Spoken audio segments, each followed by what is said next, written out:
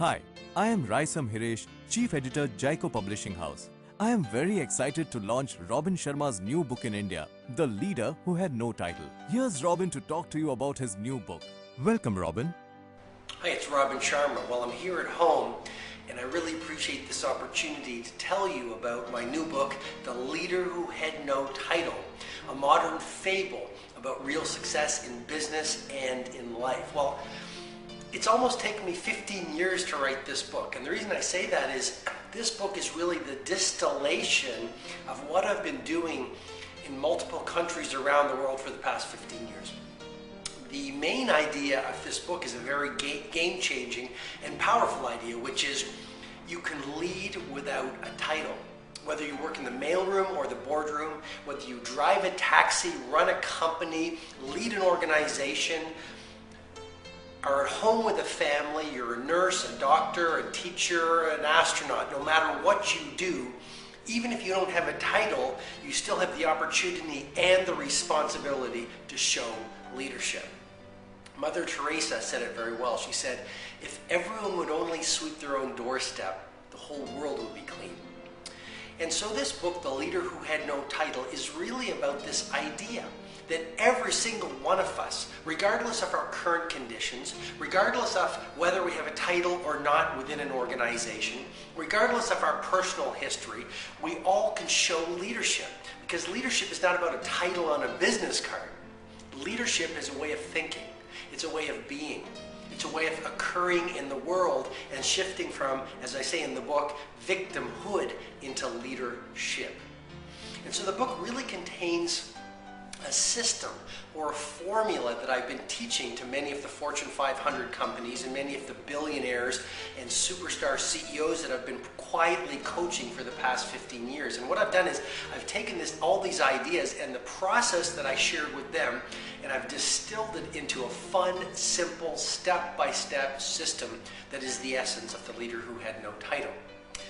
The book is very much a story like The Monk Who Sold His Ferrari. Now, it's very different from The Monk Who Sold His Ferrari because the characters are all different, the ideas are different, the philosophy is different. The Leader Who Had No Title is very, very, very much a leadership book. It's all about leading without a title.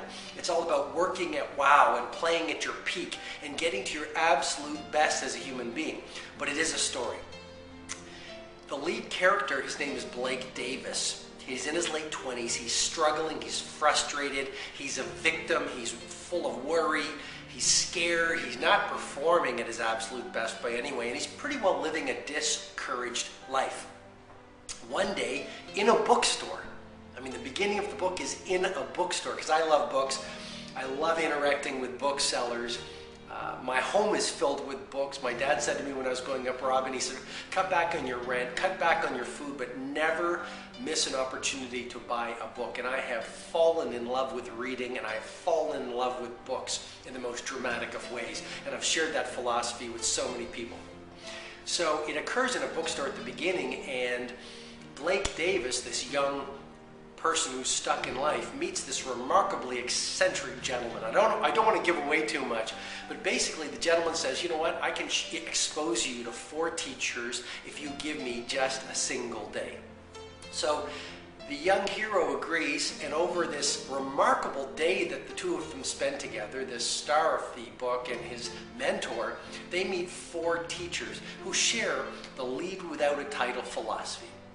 The first teacher is a housekeeper who works in a hotel. And she could easily say, I'm just a housekeeper, I'm not managing director, I'm not a president, I'm not well educated, so how can I make a difference? But instead, she shares a very powerful conversation on the true nature of leadership and the fact that if you are breathing, you have the opportunity to show leadership within your area of responsibility. And she talks about innovation, she talks about authenticity. Oscar Wilde said it really well. He said, be yourself, everyone else is taken. Jack Welch, the former leader of General Electric, said, don't lose yourself on the way to the top. So in this first conversation, the teacher is Anna, this hotel housekeeper, you will learn about innovation. You will learn what the best do in business and in sports and in science, the great geniuses, how they think, how they perform, what's their secret sauce that allows them to get the spectacular results that they've received. The second teacher is Ty Boyd, a ski professional who teaches the conversation and the big idea, which is turbulent times build better leaders.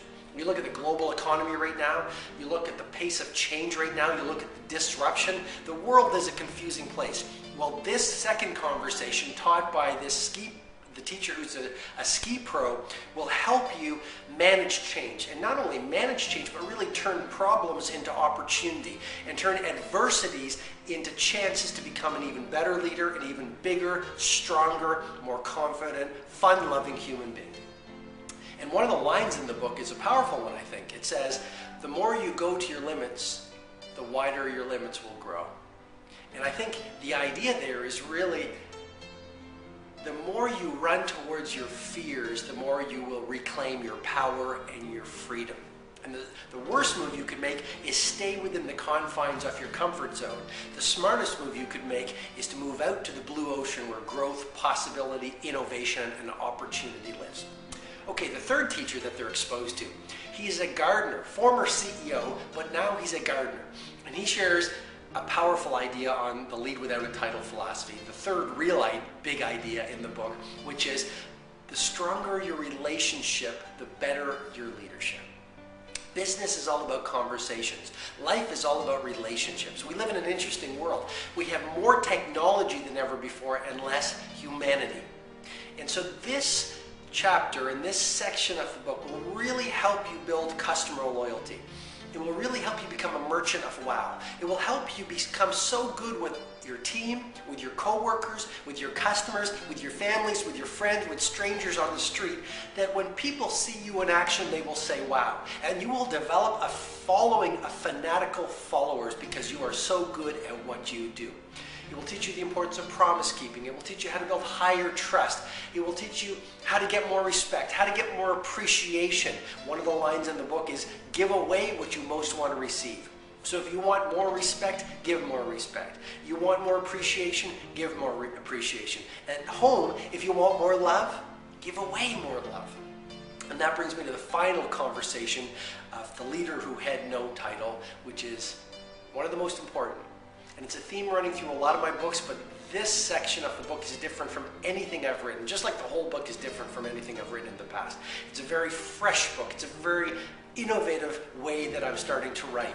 And it's really, as I said, this summary and distillation of everything I've learned about peak performance and playing at genius and delivering exceptional results and being a world-class leader and a world-class human being over the past 15 years. And this conversation is really about a simple idea, which is to be a great leader, first become a great human being.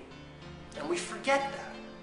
And so I talk about, in this section of the book, the 7 fundamentals of personal leadership. Basically 7 secrets that the geniuses, billionaires, superstars do in their quiet moments that most people don't do. And if ordinary people did them, they would lift their game, lift their performance, lift their life, lift their prosperity, lift their thinking, lift their happiness to a whole new level of wow. So that's really a summary of the leader who had no title. Obviously, I'm very passionate about it because when I wrote this book, I asked myself this question: what do I need to write in this book so that if I never wrote another book again, my entire message about what was most important as a human being, as a leader without a title, would be in those 201 pages. So in many ways, this is my legacy book. It contains the truest ideas and the best practices I could possibly share with someone to allow them to awaken their inner leader and ultimately make a difference in the world around you by the person that you become. Margaret Mead, the book ends with a quote from Margaret Mead. She said, "Never doubt the fact that a small group of thoughtful, committed people can change the world. That's the only group that ever has." And the book opens with an idea from Gandhi, which is, in a gentle way you can shake the world. And that's really what the leader who had no title is all about. I thank my publisher, Jayco, in India, for believing so strongly in the power of this book. I know this book will help many, many people, and I hope you really enjoy it and help me spread this message about Leading Without a Title. Thank you so very much. I'm very grateful for all your support. Bye-bye. Thanks, Robin. I'm sure the listeners will support and readers would enjoy your new book.